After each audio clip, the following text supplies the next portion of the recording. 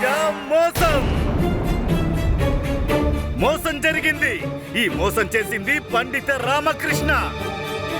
చూసారా మహారాజా, మీరెప్పుడు చూసినా పండిత రామకృష్ణ గుణాలను పొగుడుతూ ఉంటారు కదా. ఇవాళ నేను నిరూపించాను.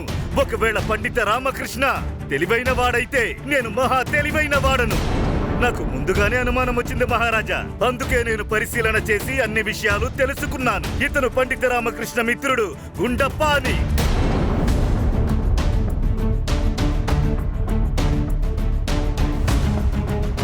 అవును గురువు గారు.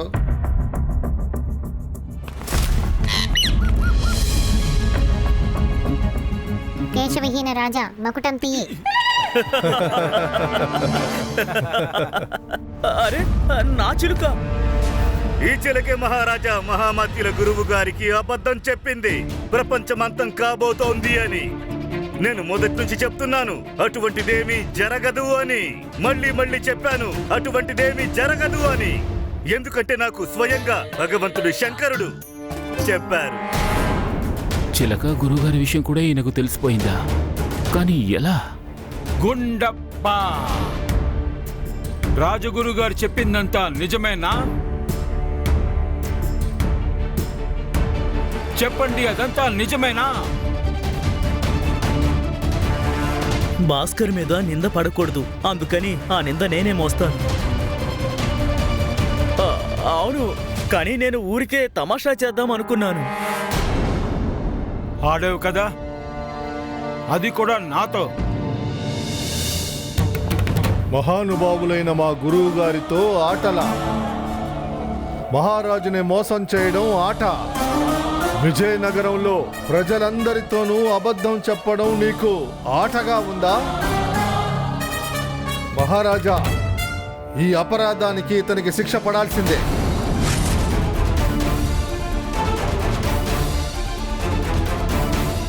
అగ్నిగుండము అంతరిక్షం నుంచి ఎంతో వేగంగా భూమి మీదకు వస్తోంది. ఇక ఎవరూ ఏమీ చేయలేం. సమయం ఆసన్నమైనట్టే.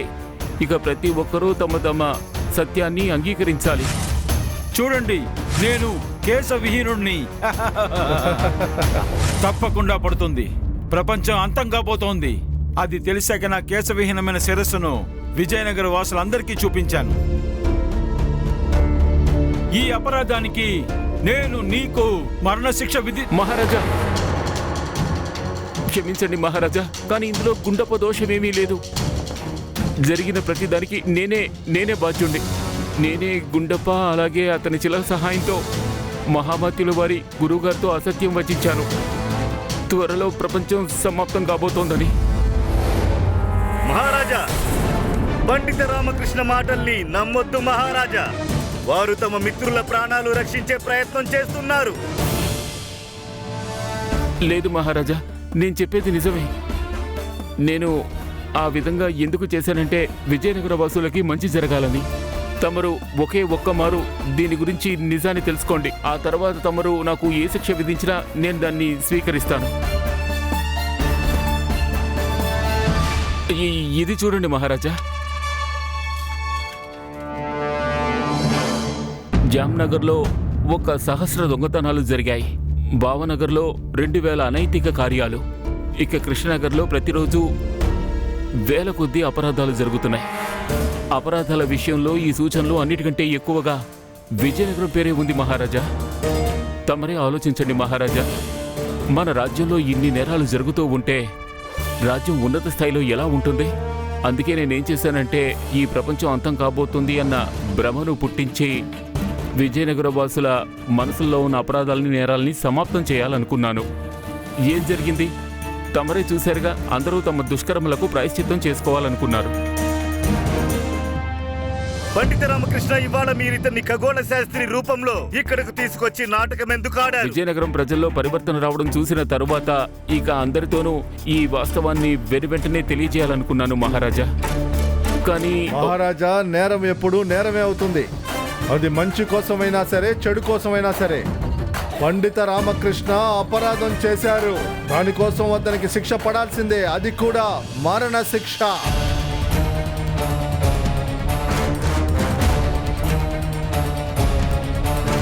చూడండి, నేను కేశవిహీనుణ్ణి.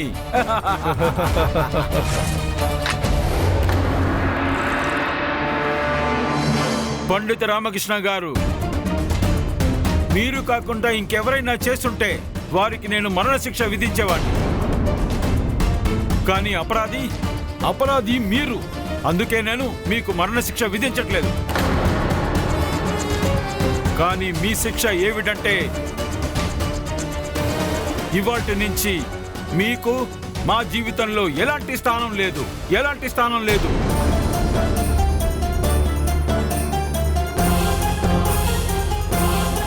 రాజగురు గారు, మహారాజా, మీకు చాలా చాలా ధన్యవాదాలు. ఇవాళ మీ కారణంగా ఇంత పెద్ద రహస్యం బయటపడింది. రాజగురువు తాతాచార్యులకి జై! రాజగురువు తాతాచార్యులకి జై! రాజగురువు తాతాచార్యులకి జై! రాజగురువు తాతాచార్యులకి జై! నేను పండిత రామకృష్ణని పరాజయం పాలు చేశాను. నా ఎన్నో ఏళ్ల కల ఇవాళ నిజమైంది. ఇప్పుడు మందాకిని కూడా నా సొంతమవుతుంది. మహారాజా, నేను చెప్పేది వినండి. మహారాజా, ఒకే ఒక్క మహారాణి గారు, నేను మీ నుండి ఇది ఊహించలేదు పండిత రామకృష్ణ. ఇవాళ మీరు మా అందరి నమ్మకాన్ని కోల్పోయారు. లేదు మహారాణి, నేను ఈ పని ఎందుకు చేశానంటే, ఒక నిమిషం. పండిత రామకృష్ణ, నేను మిమ్మల్ని ఎంతో గౌరవించేవాడిని. కానీ మీరు ఏదైతే చేశారో అది అస్సలు మంచిది కాదు.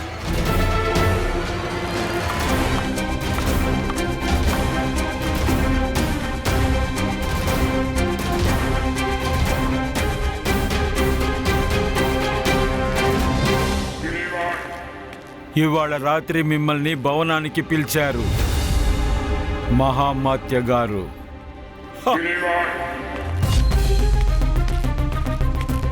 నేను నిజం చెప్పడానికి ముందే తాతకి ఇవన్నీ ఎలా తెలిసాయి? ఖచ్చితంగా ఏదో గందరగోళం జరిగింది. వీటి వెనుక కైకాల హస్తం లేదు కదా?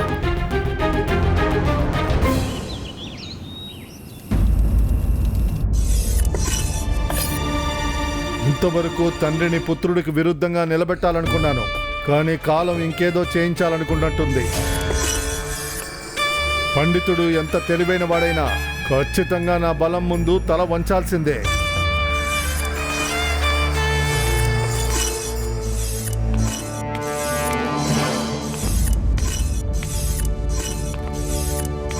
తమరు నన్ను పిలిచారా మహామత్య? నేను ఏం పని చేశానో అది విజయనగర శ్రేయస్సు కోసమే చేశాను.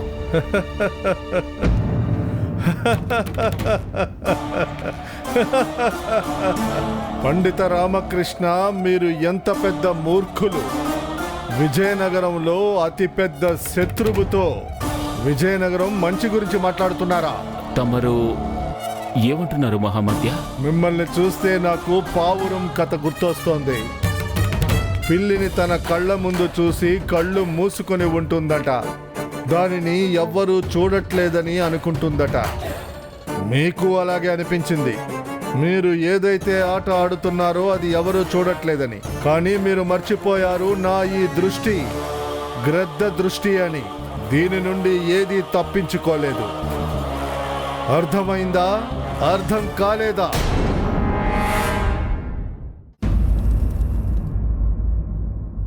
రాజగురువు తథాచార్యులకు మీ పన్నాగం గురించి ఎలా తెలిసింది? ఇదే ఆలోచన మీ బుర్రలో మెదులుతూ ఉంటుంది కదా. నాకు ఆ రోజే అనుమానం కలిగింది. ఏ రోజైతే నా దుష్కర్మలకు ప్రాయశ్చిత్తం చేసుకోమని రెచ్చగొట్టారో. మీరు మహారాజు గారిని ఎక్కడ బంధించి ఉంచారు చెప్పండి. ఆ తర్వాత నేను మా గురువు గారిని కలవడానికి వెళ్ళాను. ఆయన ద్వారా నాకు ఆ చిలక గురించి తెలిసింది. వారికి ప్రపంచం అంతమవబోతుందని సూచన ఇచ్చిన చిలక.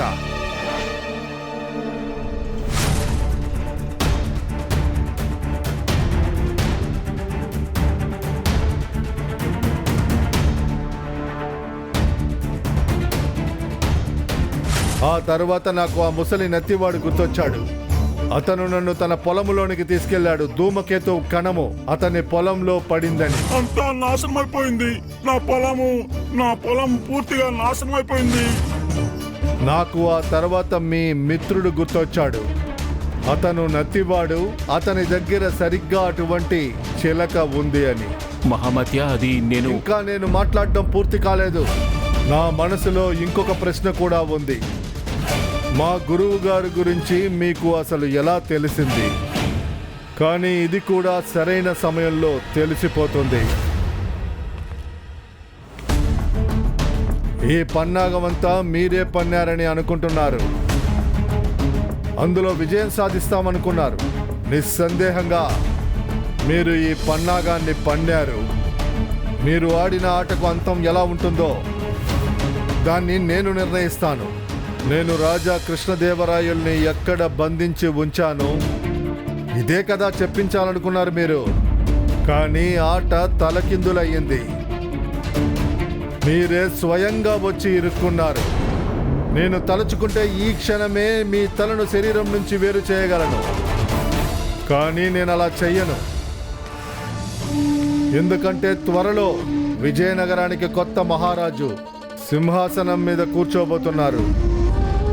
కొత్త మహారాజుకి రాజతిలకం మీరే కదా పెట్టాలి. కొత్త మహారాజుకి మకుటం కూడా మీరే పెట్టాలి. ఇక విజయనగరానికి కొత్త మహారాజు అవుతారు నేను.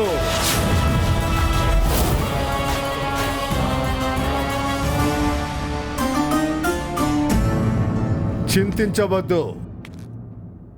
నేను మీ ప్రాణాలు తప్పక తీస్తాను. కానీ ఒక్కసారి కాదు, మళ్ళీ మళ్ళీ. విజయనగర ప్రజలు మిమ్మల్ని దేవుడు అనుకుంటున్నారు. మిమ్మల్ని గౌరవిస్తున్నారు. ఆ గౌరవంలోనే మీ ప్రాణం నిలబడుతుంది. నేను అదే గౌరవాన్ని నా ఖడ్గంతో చిన్న భిన్నం చేస్తాను. ఏ ప్రజలైతే మిమ్మల్ని పూజ్యులుగా భావిస్తున్నారో, పూజలైతే చేస్తున్నారో, అదే ప్రజలు మిమ్మల్ని తిరస్కార భావంతో చూడలేదు అంటే అప్పుడు నా పేరు కూడా కైకాల్ కాదు. ఆపగలిగితే ఆపి చూపించండి.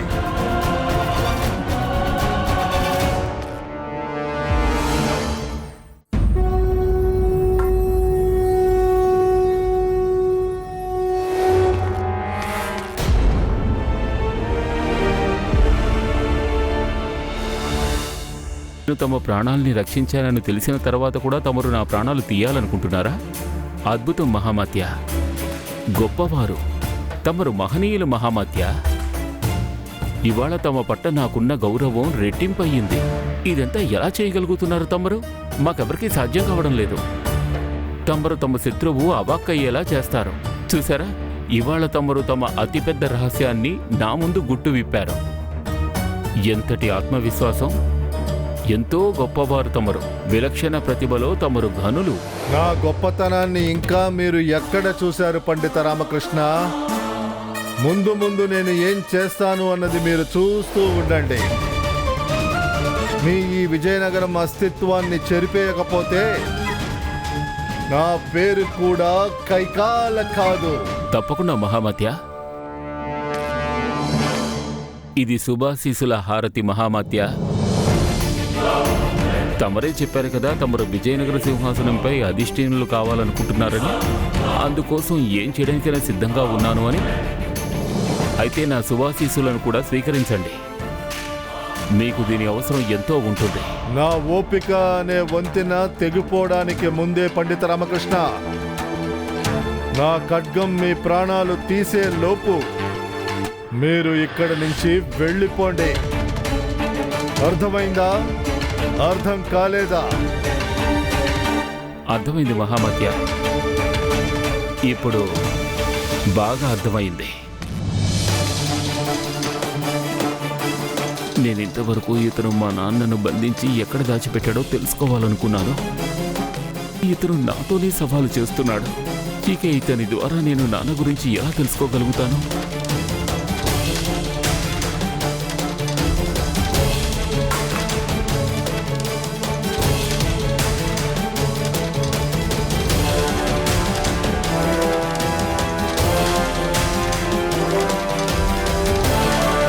పండిత రామకృష్ణ, నీకు నీ మృత్యువుకి మధ్య దూరం ప్రతి క్షణం తగ్గిపోతూ వస్తోంది.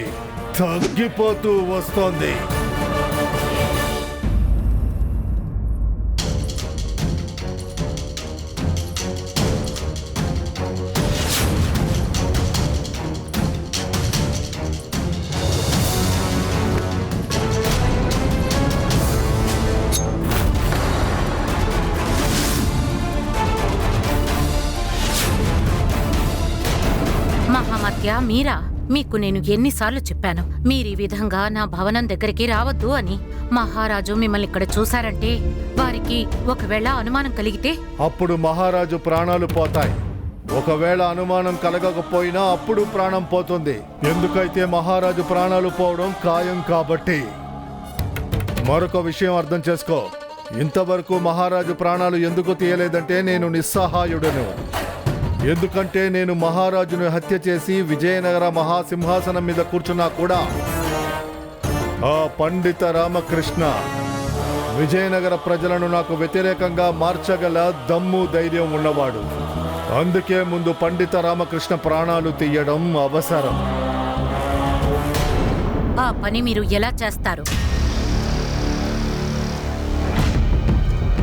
ఏ ప్రజలైతే మిమ్మల్ని పూజ్యులుగా భావిస్తున్నారో, పూజలైతే చేస్తున్నారో, ఆ ప్రజలు గనక మిమ్మల్ని తిరస్కార భావంతో చూడలేదంటే అప్పుడు నా పేరు కూడా కైకాల కాదు. మీరెందుకు ఇలాంటి పని చేశారు మహామత్య? పండిత రామకృష్ణతో సవాలు చేశారా?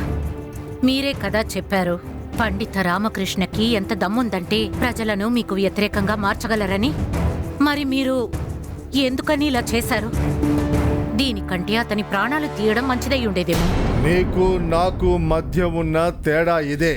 నేను ఏ సమస్యనైనా సరే దాని వేర్ల వరకు వెళ్ళి అంతం చేస్తాను, భవిష్యత్తులో మళ్ళీ అది నా ముందుకు రాకుండా ఉండడానికి. నాకు ప్రమాదకరంగా మారకూడదు. పండిత రామకృష్ణలాగా.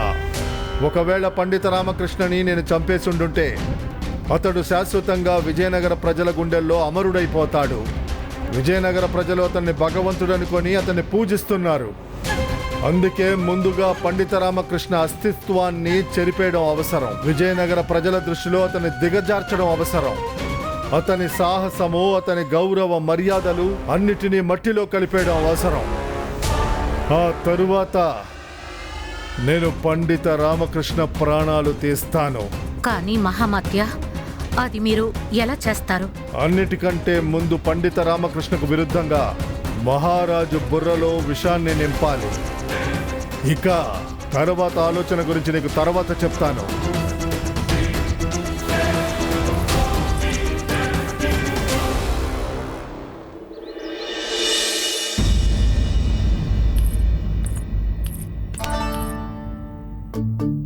ఏంటి దర్బార్కా? అక్కడికి వెళ్ళాలి, కానీ ఏం చేయాలో అర్థం కావడం లేదు. ఆ కైకాల నన్ను బెదిరించాడు సరదమ్మ. ఏం చేస్తాడో ఏమిటో. అక్కడ మహారాజు గారేమో నా మీద అలిగారు. నాకు ఇప్పుడంతా గందరగోళంగా ఉంది. పండిత రామకృష్ణ గారు, అరే తను ఎందుకు వచ్చింది? వీళ్ళు తన సంగతి ఏమిటో చూడు. అరే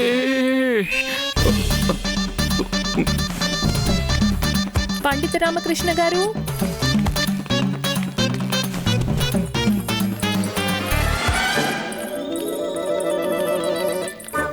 పండిత రామకృష్ణ గారు లోపలే ఉన్నారు కదా. నాకు ఆయనతో ఒక ముఖ్యమైన పనుంది. విశ్రాంతి తీసుకుంటున్నారా? సరే, నేను వెళ్తాను. వెంకటేశ్వరా! ఓహో, అలాగా, ఆయన ఇంట్లో లేరా? లోపలెవరున్నారు?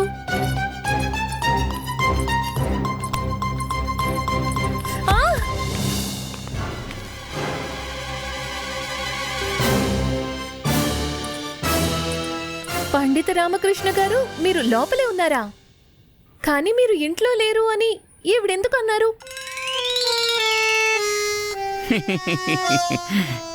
కొంచెం కూడా ఆలోచన అనేదే ఉండదు కదా నీకు. ఇదిగోండి, ఈ పుస్తకాన్ని నేను మీకోసం తెచ్చాను. మీరు మా నాన్నగారికి ఇచ్చారు కదా. నమస్కారం, నేను వెళ్తాను. వెళ్ళు.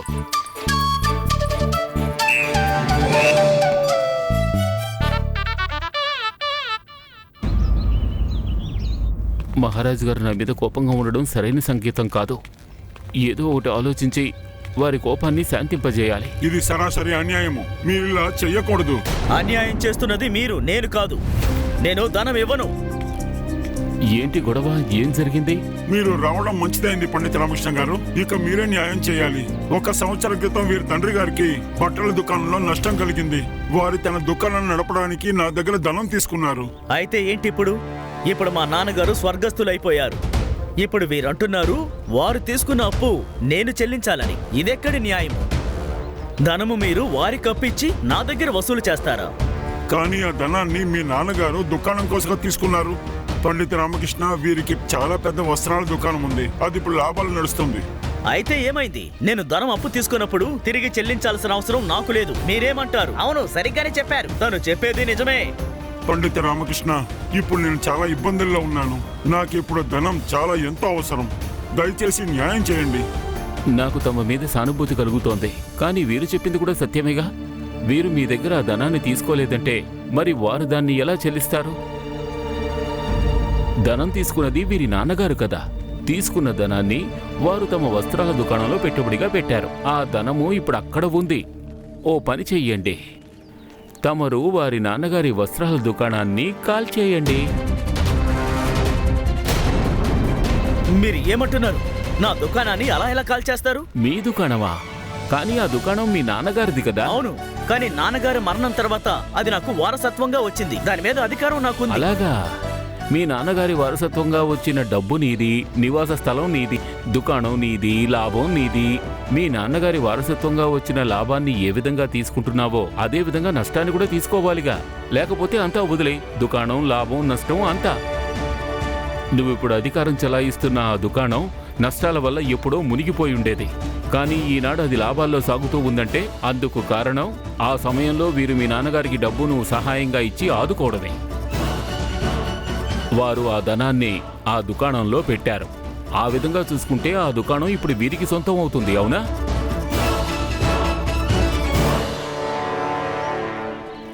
లేదు లేదు, దుకాణం మీద నాకే అధికారం ఉంది. మా నాన్నగారు వీరి దగ్గర ఎంతైతే అప్పు తీసుకున్నారో దాన్ని నేను తిరిగి చెల్లిస్తాను.